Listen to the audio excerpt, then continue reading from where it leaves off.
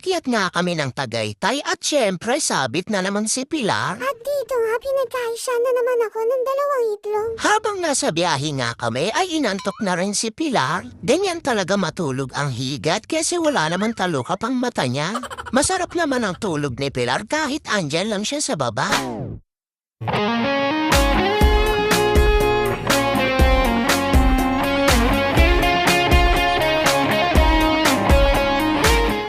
Sarap nga si Chester sa hangin ng expressway. Chester, huwag ka masyadong dumilat at baka mapuin ka.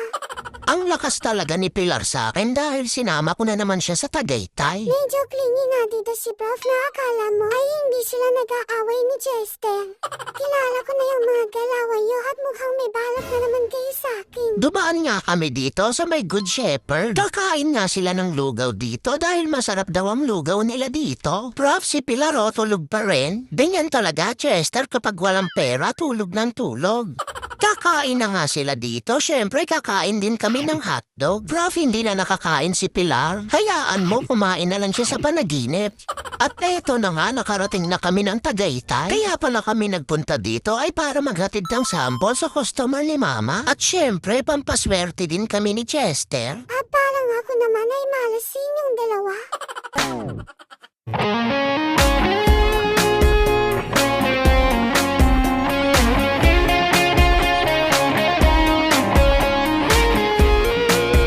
Kapag nagpupunta nga kami ng Tagaytay ay dumadaan talaga si Mama dito sa Little Soul Sisters Convent. Nagdadasal nga siya dito at nagpapasalamat na rin sa mga blessings na natatanggap at paparating pa sa amin. Mandasal na rin kayong dalawa na sana bumaita kayo at lalo na yan si Prof. Kasalanan niyang sinasabi mo, Pilar, at masyado kang mapanghusga. Oo nga naman, Pilar, at buti nga sinama ka ni Prof dito. Kita mo naman yung ginawa niya sa akin kanina at tinulak niya ako. Mabuti pa ikaw, Chester, mabait sa akin kahit wala akong pera. Siyempre naman, Pilar, mag-bestie tayo eh. Uy, Prof, tignan mo, may ibon. Nako, si Pilar nahulog na naman. Anong ginawa mo, Chester? Hindi ko naman sinasadya, Prof, nakaharang kasi si Pilar. Patawarin niyo po sila sa kanilang mga kasalanan. At eto na nga ang bagong City Hall ng Tagaytay. Hindi nga kami pwede sa loob kaya nag-antay na lang kami dito. Malamig nga ang hangin kahit tanghali. Pagkatapos nga nila dito ay umalis na kami para kumain.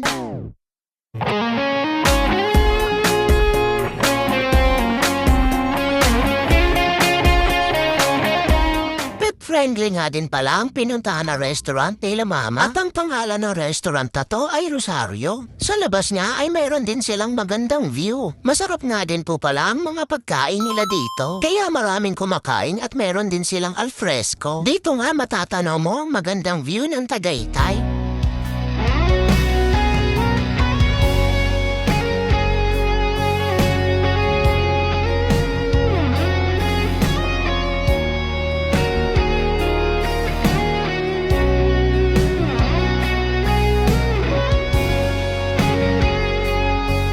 Magkakape nga din kami ni Chester sa Starbucks. Uy, favorite ko yan. Sama ako dyan. Oo, antayin mo lang muna kami ni Chester sa kotse at iihi muna kami. Babalikan ka na lang namin. Sagutin mo na ako, Prof, kasi hindi ako nakapagdala ng pera. Paano? Panay tulog ka kasi kaya nakalimutan mo yung bag mo? O sige na, bababa na kami, babalikan ka na lang namin. Wala pa ba yung order natin, Chester? Prof, kawawa naman si Pilar, sana in-order mo na rin. Huwag ka na lang maingay, Chester, last money ko na nga yan eh. Basta ang sasabihin mo, umihi lang tayo. Ang tagal niya naman ni Chester, hindi ba kayo bumili? Pinimpuiso na nga ako kakantay sa inyo. Nako, Pilar, hindi na nga kami nakabili ni Chester kasi mahaba ang pila. Saan pa tayo pupunta? Uuwi na tayo, Pilar, kaya matulog ka na ulit. Cooper Chester.